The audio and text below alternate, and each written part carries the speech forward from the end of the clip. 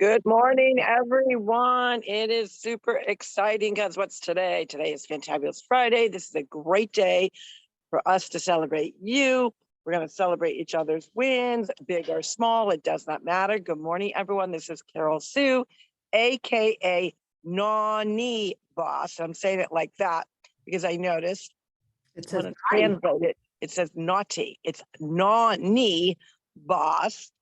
And I'm with TwoSistas. Hey, good morning, everyone. It's Janis, aka Wellness Diva 5.0, sending good vibes out to the universe. Because when you send those good vibes, excuse me, when you send those good vibes out, they are going to come back to you. And we've often chatted about this. And like if you wake up and you say, oh, I'm gonna have a crappy day. Well, guess what? You're gonna have a crappy day. So put out those good vibes, and I'm just feeling like really good about some stuff, even though, I'm still in the midst of doing my workout. I have to do my second workout and I can't wait to do that. But I thought we would start with a question. As a lot of people know, we are fast approaching our 500th episode. So the question would be, excuse me, what is one thing that maybe the viewers or listeners don't know about me? Do you want to go first, Carroll-Sue? one thing that they don't know about me, and you've got to put me on the spot first, of course. Let me see. One thing that you don't know about me. I would have to say that's a tough question. I got to really think about that because I'm pretty open on everything I like. I'm pretty open on things I don't like. But if there was to say one thing that you don't know about me that I absolutely love to do, it would have to be, gosh, I don't know. I just spit out everything all the time. So I don't know. I got to think about that. And that's okay. So I'll share what maybe one thing that people don't know about me. And I've often chatted with my little grandnephew, Jedrick, about this. I do not know how to cursive write. Oh, that's true. You don't know. And I don't know why that is because you went to Catholic school. I did. And what I do remember is that obviously I had a very difficult time with it. And I even had difficulty writing the letters. And I could only write the letters in capitals, which is why I write for 60 years. I've been writing in capitals. The only thing I know how to cursive write is my signature. And that doesn't even, like, I'm like I'm in first grade or something. So funny that you said that, because John, we were actually talking about cursive writing, and John was saying the same thing. He knows the signature. That's that. And I love writing letters.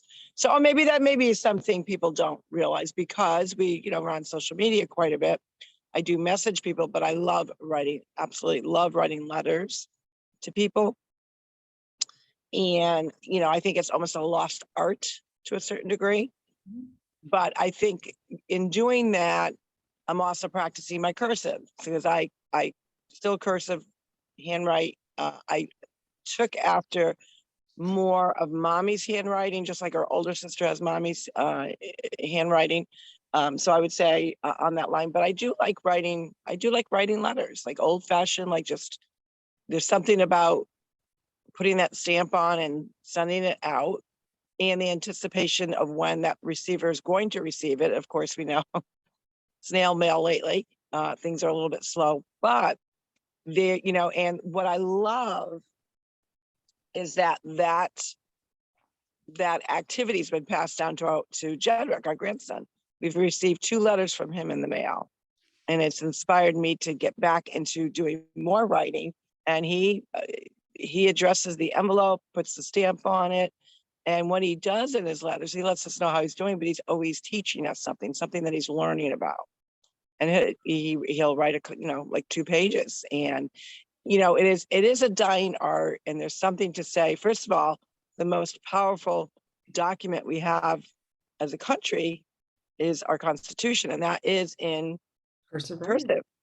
So it's important to instill it, even though we understand a lot of schools are not teaching it. I would advise all parents to get on that bandwagon of teaching your child cursive. If your school doesn't teach it, there are some schools that still do, but most do not. And that's, to me, is a shame, because that's our founding documents of our country. And if you don't know how to write in cursive, sometimes you may not be able to read it then. And I just think getting back to that old fashioned, simpler time of, writing a letter, because there's something in the words of your passion. But there's also something about writing something down. And it's almost like a different analogy in some regards, because like when you're speaking it and then you're like, ooh, I meant to say it this way, or it didn't come out exactly how I wanted it to, or I should have said more. When you're sitting there in thought and in your own, my own quiet time, because I think it just feels good to be quiet and write, the emotion or what you're truly feeling comes out a little bit different than if you were to speak it.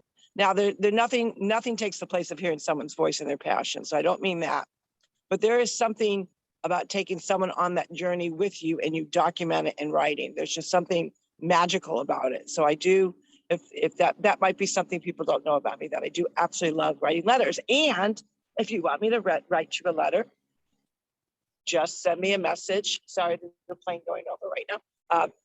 Write me a message and I'll write you a letter. Send me your address. And because I do enjoy doing that. Sometimes it'll be, a reconnection type of a letter, maybe a memory came up that I forgot about that, just made me giggle. Or just, again, just talking about, what's going on in my life, and I want to know what's going on with your life. So I do love writing letters. That is awesome. And, you had mentioned Catholic school, and, when we were going to catechism, and I know it was Sister Mary, whatever her name was, and there was an issue at school one day, and it was around, number one, writing, because she wanted everybody to write in cursive. I didn't know how to. I had to write it out in the way I do. And because of the spelling of my first name. Well, Sister Mary, whatever her name is, with the ruler, went whack on my hand, and I ran out of the room to the principal's office, and they called mommy. Needless to say, Barbara came down there and she gave them holy hell, kind of. And Yeah. the long and short of that, You don't mess around with Barbara. oh no, she was the mama bear. If there ever was a mama bear, yeah. And so that's what started them. Okay, we'll give her a pass or whatever it was. And then I remember her mom had my birth certificate, just to show them again that my name was spelled Janis. So, and I do that, somebody says, hey, what's your name? Oh, it's Janis, Janis. I've done that all my life. So. Right. Well, and it's funny because even the same, I think our mom likes things her way, a little different. And my name is spelled in the masculine sense. That's 2 R's and 2 L's, -Sue. But then I've got some documents that say Susan Carroll.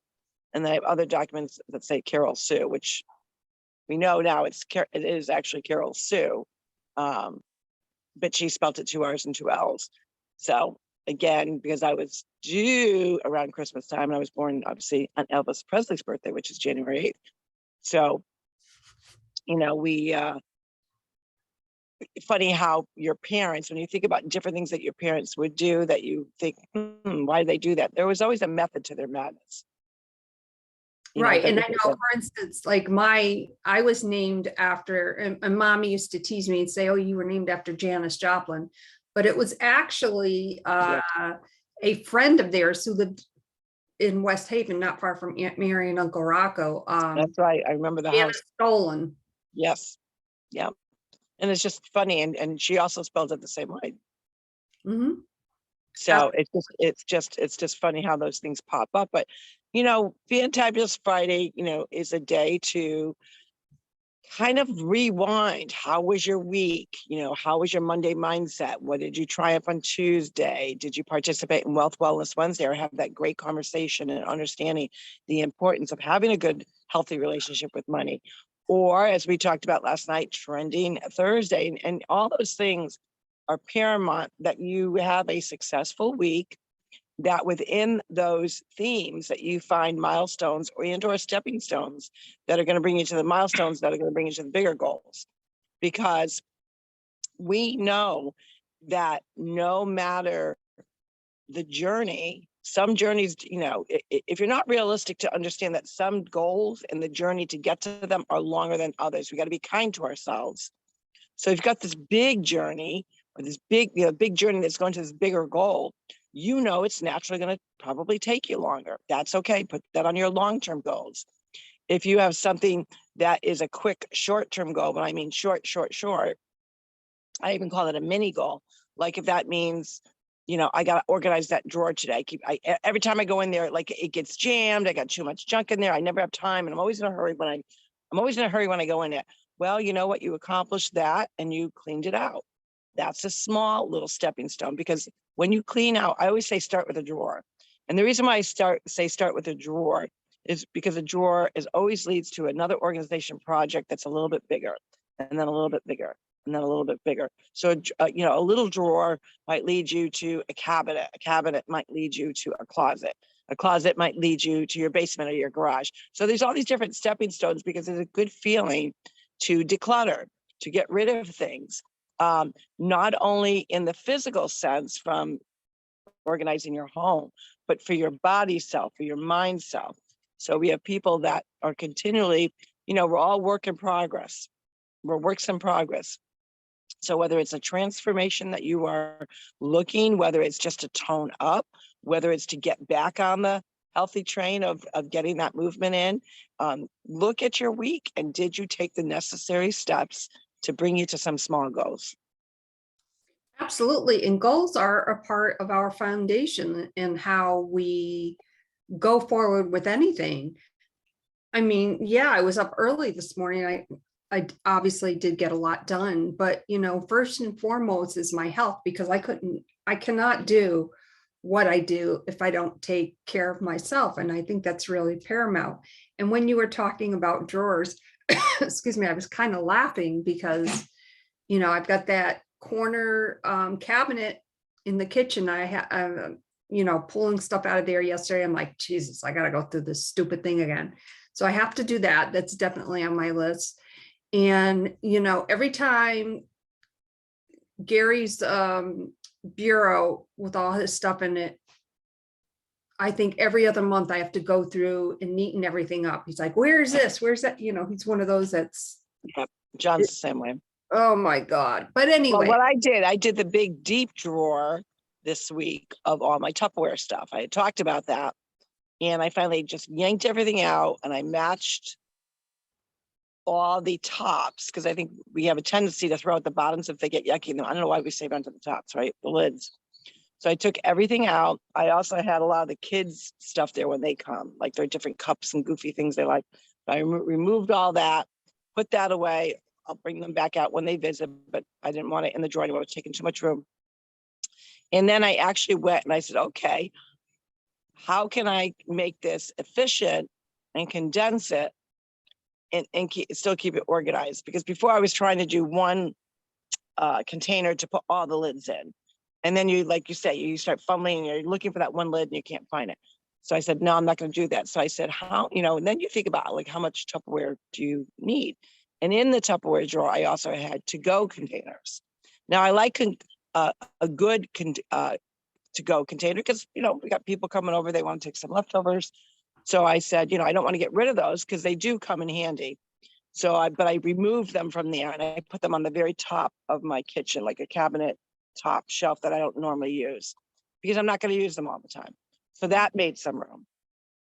Then what I did was I sorted everything out and I have, I think 2 or 3 sets that can go inside of each other.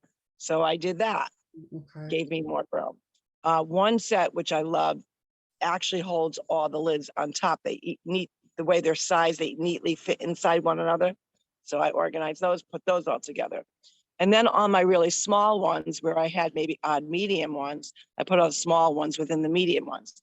So now I can look, I can see, It's not so jam-packed. It's the drawer is not getting jammed anymore. And it's a deep drawer. So for it to get jammed, you know, there's a lot of crap in there, right? So everything's all organized and neat and tidy. And was it a huge project? No, but it was one that was bugging me.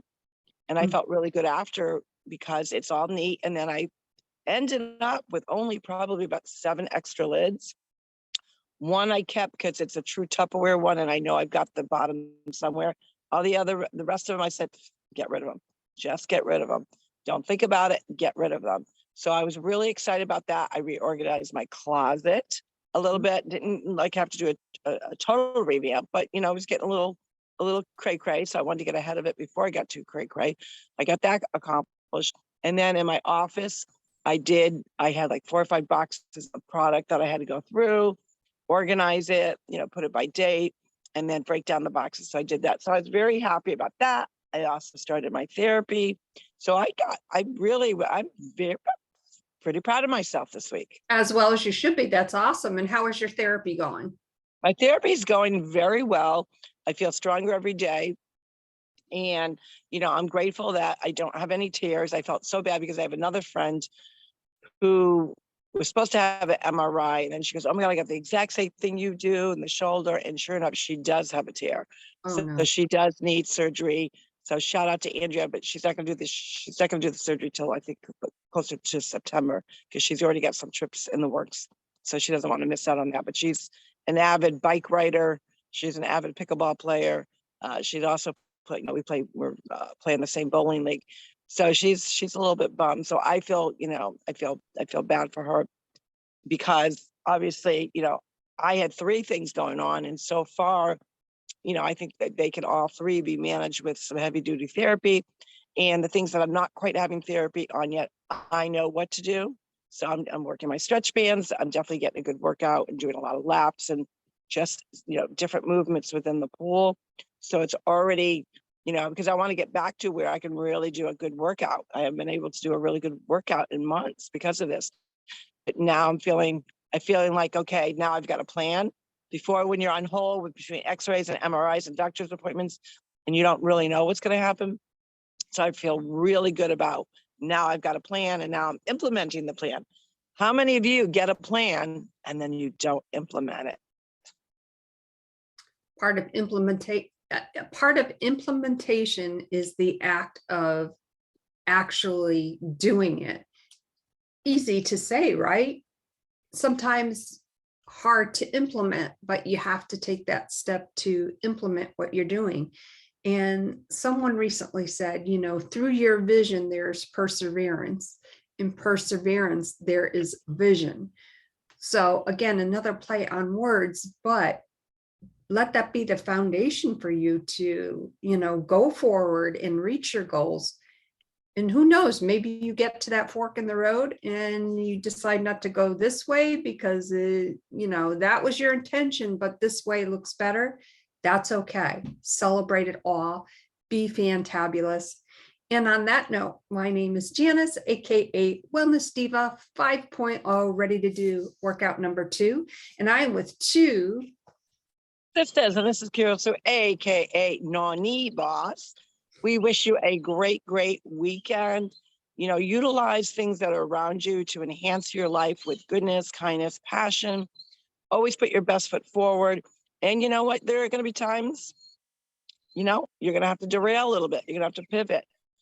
Do not worry. Take the pivot. Still pat yourself on the back because even taking the step to know that you got to pivot is a step. With that, we wish you a great weekend and we will see you Monday for Monday Night Mindset. Take care, everyone. Have a great weekend. Bye-bye. everyone.